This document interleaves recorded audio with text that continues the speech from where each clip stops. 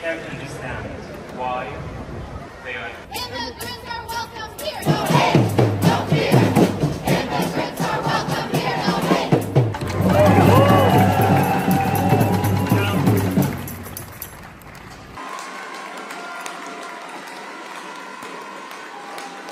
Now I'll pass the mic to someone who has stood steadfastly by Mahmoud.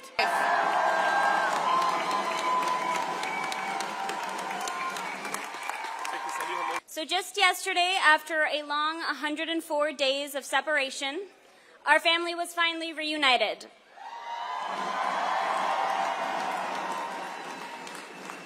Mahmoud was kidnapped from our home, and for weeks, we saw this administration try and orchestrate lies about Mahmoud, placing hurdle after hurdle to make this as difficult as possible for us. While we got some justice yesterday with Mahmoud's release, justice delayed is justice denied. And what was taken from us, we will never get back. He is free now, but we are not done, because this is bigger than one man, one family, or one moment.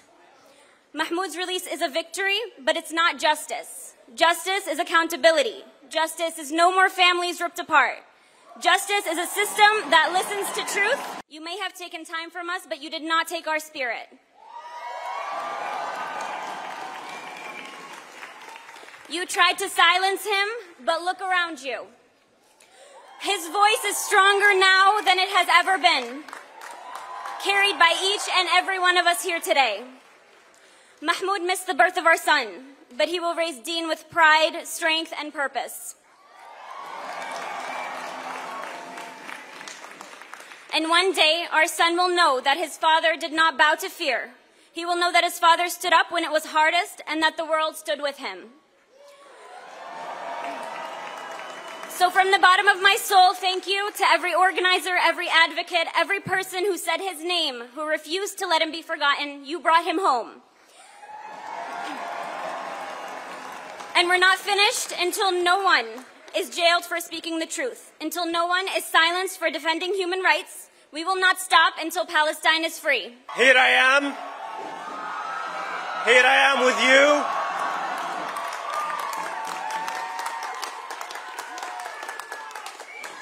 First, I'm grateful to be standing freely next to you all. I'm grateful to my wife, Noor, whose support, love, and care has kept me upright. And I'm grateful to every single person who stood by me during this time. Of course, I'm also thankful for the amazing legal and the larger team, who without them, I wouldn't have done this.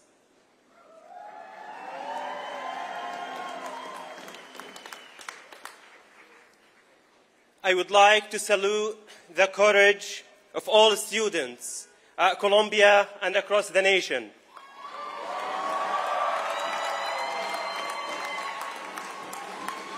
These students who continue to protest, I want to honor especially my friends at Columbia University.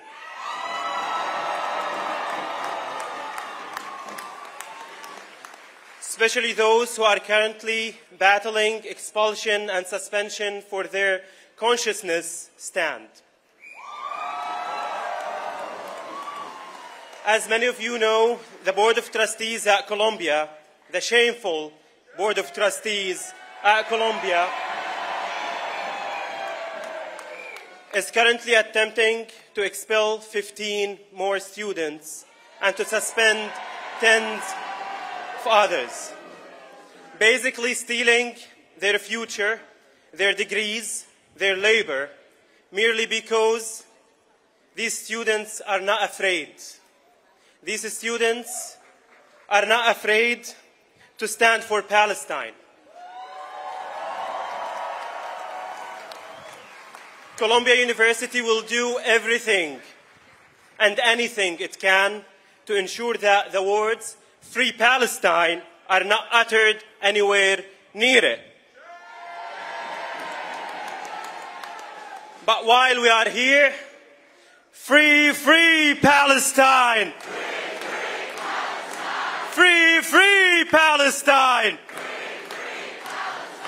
Viva, viva Palestina! Viva, viva Palestina! We cannot remind them that they fund the killing in Gaza. Well, who is Mahmoud Khalil? That's what the administration has tried its best to portray me as someone who's violent. Mahmoud Khalil is a human rights defender. Mahmoud Khalil is a freedom fighter. Mahmoud Khalil is a refugee. Mahmoud Khalil is a father and husband. And above all, Mahmoud Khalil is Palestinian.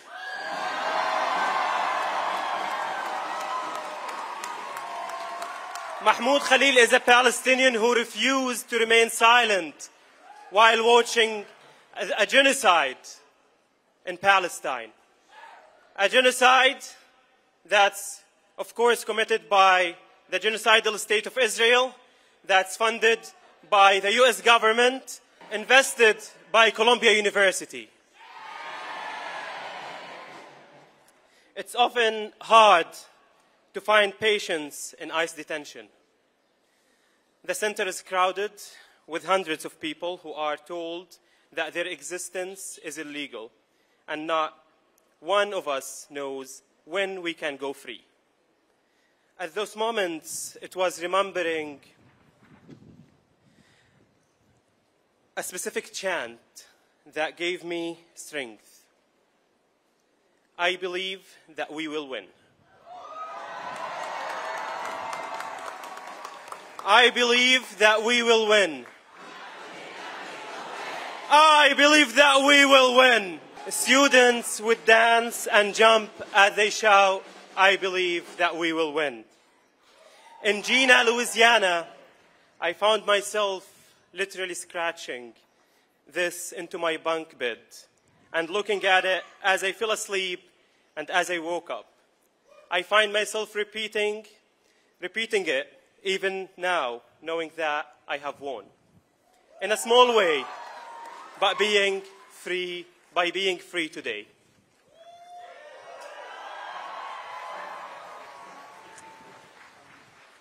While I'm grateful to be here with you all, I must say that this is only the beginning of a longer fight towards justice. I want everyone to understand that my being here today is sweet, but it's not a victory. Not when Palestinians are still being killed under US bombs, and not when supporting their righteous struggle is so heavily criminalized. I must call the hypocrisy of Columbia University, a university that just 2 weeks ago said that they want to protect their international students. While over 100 years later, I haven't received a single call from this university.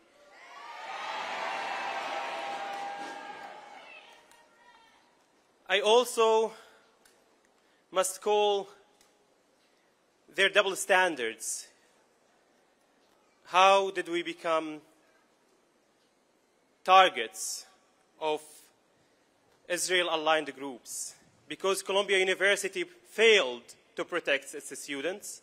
Columbia University, in fact, emboldened these individuals to continue harass and harm students.